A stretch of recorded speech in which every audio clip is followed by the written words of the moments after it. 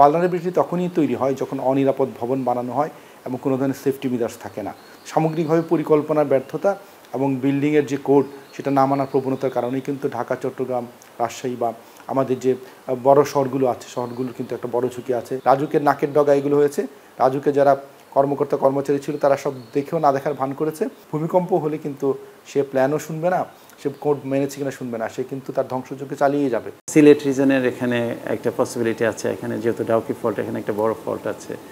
তো ওই ফল্ট লাইনগুলোতে হলেই কি আপনার শহরে চলে আসবে, সেটা ঢাকা চলে আসবে, যে কোনো শহরে আসবে, চিটাগাং শহরে আসবে। অবশ্যই ভূমিকম্প ঝুঁকি আছে আমাদের, কেননা আমরা যেহেতু খুবই নিয়ার টেকটনিক প্লেট বাউন্ডারি কাছে আছি, আমাদের এখানে সেটা সংঘটিত হওয়ার সম্ভাবনা রয়েছে। সরকারের অ্যাওয়ারনেস বিল্ড আপ প্রোগ্রাম তৈরি করতে হবে, স্কুল থেকে শুরু করে বিভিন্ন অফিস আদালতে ওভারকাম করতে হবে। আমি কীভাবে এটা থেকে পরিত্রাণ পেতে পারি বা আমি এই ক্ষয়ক্ষতি কমে আনতে পারি, এই নলেজটা যদি আমার থাকে এবং আমি আমার সাধারণের পিপলসের মধ্যে যদি আমি এটা ডিসমিনেট করতে পারি, তাহলে অনেকাংশে অনেক থেকে আমরা সেফ হতে পারি।